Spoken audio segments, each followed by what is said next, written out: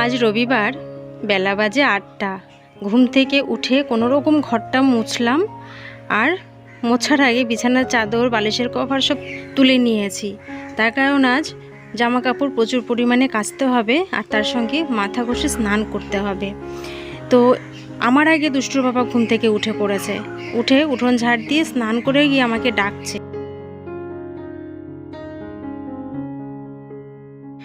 সপ্তাহের 7 দিন, 7 দিনের মধ্যে একদিন তো একটু বেলা করে উঠতেই পারি, তাই না?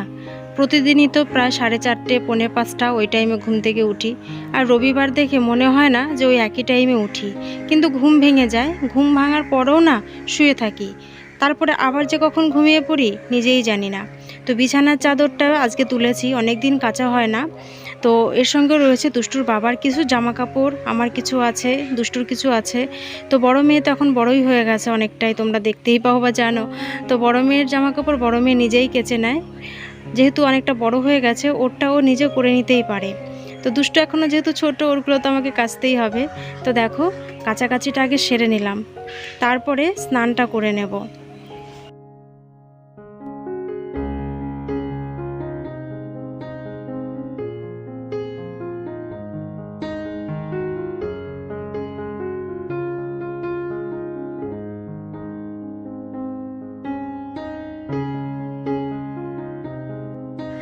স্নান করে চলে এলাম, আর জামা কাপড়গুলো মেলে নেব।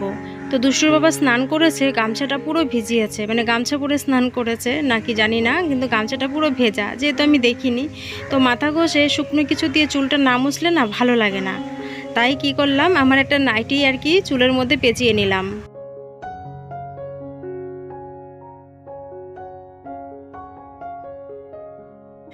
আর কি জানি, সকালবেলায় ভালোই দেখছি হাওয়া বইছে, কিন্তু সেই পরিমাণে কিন্তু ঠান্ডা নেই, প্রচণ্ড গরম। কেমন একটা গুমোট হয়ে রয়েছে আকাশটা। তো কেচে তো নিলাম, তো চাদরটা মেলার এখন জায়গা নেই, কারণ অনেকটাই জামা কাপড় আজকে কাছাকাছি হয়েছে। চাদরটা রেখে দিচ্ছি, যেগুলো শুকানোর হালকা যেগুলো শুকাবে তারপরে চাদরটা মেলে দেব। তো ঘরে এলাম, আর নাইটিটা এমন ভেজা হয়ে রয়েছে, মানে পুরো চুলের জলটা নাইটিটার মধ্যে টেনে নিয়েছে। তো নাইটিটা পুরো ভেজা চুপচুপ। তো এটা পরে একটু ধুয়ে মেলে দেবো, না হলে আবার পরে আর পরতে পারবো না, চুলের গন্ধ কেমন একটা লাগবে। তো সেই জন্য এখন রেখে দিলাম, পরে ধুয়ে মেলে দিয়ে আসবো বাইরে। তো ভেজা চুল আঁচড়ালে আর কি চুল প্রচুর পরিমাণে ওঠে, কিন্তু কিছু করার নেই, যেহেতু রান্নাঘরে ঢুকবো সেই জন্য চুলটা আর কি এইভাবেই আঁচড়ে নিলাম।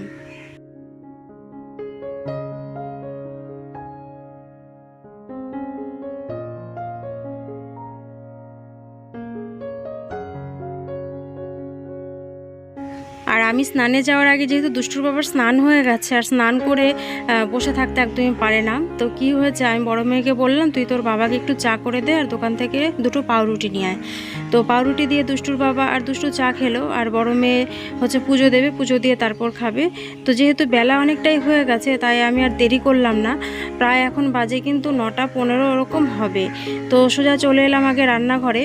তো আগে ভাত বসাবো, তারপরে যাই বাজার আনুক না কেন সেটা পরে দেখা যাবে। ভাতের জলটা আগে বসাবো, তো সেই জন্য হাঁড়িতে জল ঢেলে নিচ্ছি।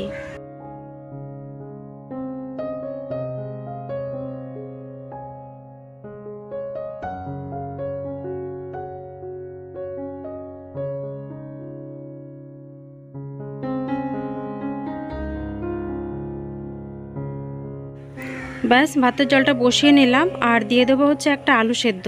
তো যে সকালে ভাত খাবে সে আলু সেদ্ধ দিয়ে খেয়ে নিতে পারবে। আর চালটা ভিজিয়ে রাখবো, জলটা গরম হতে হতে চালটাও অনেকটা ভিজে যাবে। তার কারণ হচ্ছে ঘরে আমার এখনও বিছানার চাদর পাতা হয়নি, যেহেতু সকালবেলায় চাদর তুলে কেচে দিয়েছি। তো চালটা ভিজিয়ে রেখে তারপরে যাব বিছানার চাদরটা পাততে। কারণ এখন যদি আমি বিছানার চাদরটা না পাতি, তাহলে হয়তো রান্নাবান্নায় পুরোটা ঢুকে গেলে আমার হয়তো আর বিছানার চাদর পাতা হবে না। আর তোষকের ওয়ারটাকে দুষ্টু লাফিয়ে লাফিয়ে পুরো নোংরা বানিয়ে ফেলবে। ও ওরকমই করে বিছানা, তোমরা তো জানোই যে বলতেই থাকি ওর এই একই কথা। তো যাই হোক, এদিকে দেখো চালটা ভিজিয়ে নিলাম, এরপরে বিছানার চাদরটা পাততে যাব। আর এদিকে চাল ভিজানোর সাথে সাথে আরও একটা জিনিস করেছি, সেটা হচ্ছে একটু ডাল পাতুরি বসিয়ে এসেছি।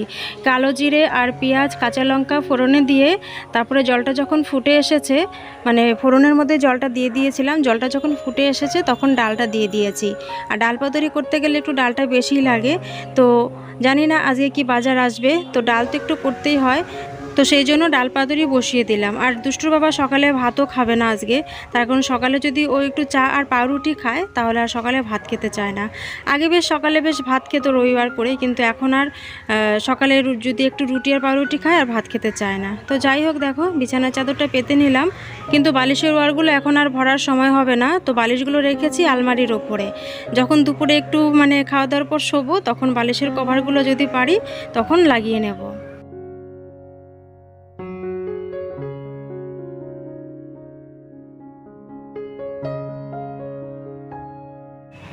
তো বিছানা চাদর ঘরে পেতে আস্তে আস্তে এদিকে দেখো জলটাও গরম হয়ে গেছে আর আমি চালটাও দিয়ে নিলাম। আর এইভাবেই সংসারের কাজগুলো করতে গেলে না বেশ তাড়াতাড়ি হয়ে যায়, খুব একটা বেশি সময়ও লাগে না।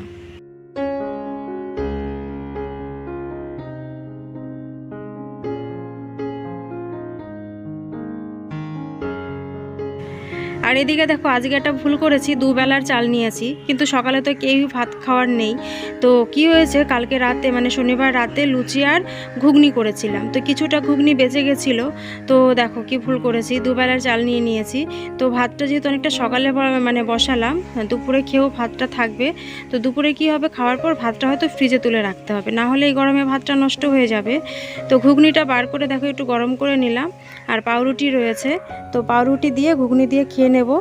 আর এর সঙ্গে একটু মুড়িও পরে আর কি নিয়েছিলাম, যেহেতু ভয়েসটা পরে অ্যাড করছি।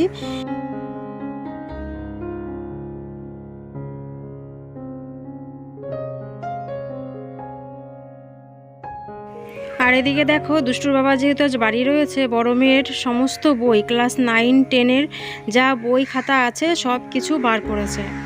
বড় মেয়েও যদি আগে গুছিয়ে রেখেছিল কোনগুলো লাগবে না আর কোনগুলো লাগবে, তো এগুলো সব বিক্রি করবে। তো দেখো এখানে প্রায় 9-10-এর অনেক বই খাতা, আর যেই বইগুলো প্রচুর দাম দিয়ে কেনা হয়েছিল, কিন্তু এখন আর কি বলবো 6 টাকা না কত করে কিলো।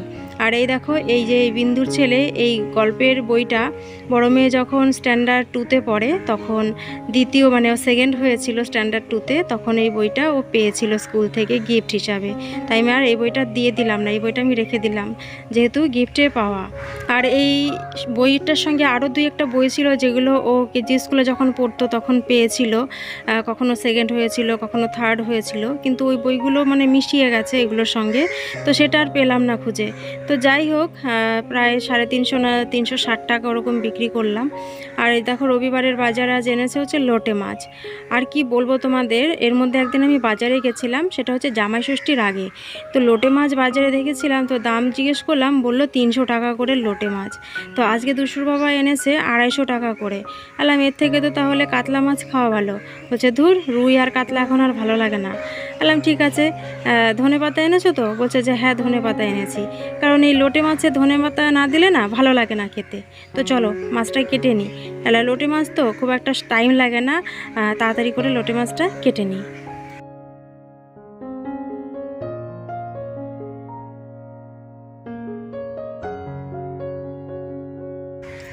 এখানে প্রায় 500 গ্রাম লোটে মাছ আছে, কিন্তু লোটে মাছ না আমি একদমই ভালো রান্না করতে পারি না। তার কারণ হচ্ছে রান্না করতে কী হয় ভেঙে যায়, না গুঁড়ো হয়ে যায়, না গলে যায়, এরকম হয় আর কি। তো লোটে মাছ আনা দেখে বড় মেয়ে বলছে মা ভালো করে রান্না করবা, বেশ ঝাল ঝাল করে, দিদার মতন করে। তো আমি বললাম দিদার মতন করে রান্না আমি কিভাবে করব, প্রত্যেকটা মানুষেরই রান্না হচ্ছে আলাদা, তো এক একজনের রান্না এক এক রকম। বলে দিদা কি সুন্দর গোটা গোটা রান্না করে, তুমি কেন পারো না? আমি বললাম আমি কেন পারি না সেটা তো আমি নিজেও জানি না, চেষ্টা তো করি গোটা গোটা রাখার জন্য। আর লোটে মাছ আমার শাশুড়ি মাও খুব ভালো রান্না করতো, আমার ননদও খুব ভালো রান্না করে, কিন্তু আমি একদমই ওদের মতন করতে পারি না। তো তোমরা দেখলেই বাজার থেকে অনেক রকমের সবজি এনেছে। তো এই কারণেই আমি কি বলো তো, 500 টাকায় যেহেতু আমার সারা সপ্তাহের সংসার খরচ, তো রবিবারের সবজি বাজার এতটা আনে বলেই আমার সারা সপ্তাহ খুব ইজিলি চলে যায়। তোমরা এই দেখো এখানে দেখো নানা রকমের সবজি, তো সবজিগুলো এখন আমি গুছিয়ে আর কি ফ্রিজে তুলে রাখবো। তো রবিবারের এত সবজি থাকে বলেই সারা সপ্তাহ আমি 500 টাকায় খুব ভালোভাবে চালাতে পারি, না হলে হয়তো আমার পক্ষে 500 টাকায় সারা সপ্তাহ চালানো হয়তো সম্ভব হতো না। তো আজকে করছি হচ্ছে শুক্তো দেখো এখানে অনেক কিছু সবজি এনেছিল, সেই জন্য শুক্তো করছি। আর শুক্তোতে দেওয়ার জন্য এখানে আমি রাঁধুনি আর হচ্ছে পোস্ত আর সামান্য পরিমাণ একটু আদা, এটা বেটে আর কি আমি শুক্তোর মধ্যে দেব। তো সকালে তো আমি ডাল পাতুরি রান্না করেছি, আর শুক্তো, আর হচ্ছে লোটে মাছ। এই হচ্ছে আজকে আমাদের দুপুরের রান্না। তো দেখো বাটা হয়ে গেছে, এবার আমি শুক্তোর মধ্যে দিয়ে আর কি নামিয়ে নেব। আর লোটে মাছটাও একদিকে বসিয়েছি। আর এইভাবে লোটে মাছটা আমি রান্না করি। তো এর মধ্যে আলু, পেঁয়াজ, রসুন এই দিয়ে আমি লোটে মাছটা রান্না করব।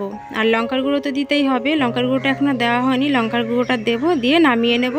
আর তার আগে দিয়ে দেবো ধনেপাতা। তো দেখো লোটে মাছটা আমার রান্না হয়ে গেছে, একদম ভেঙেই গেছে গো লোটে মাছটা। তো যাই হোক, ব্লগটার বেশি বড় করলাম না। কেমন লাগলো কমেন্ট করে জানিও। দেখা হচ্ছে নেক্সট ব্লগে।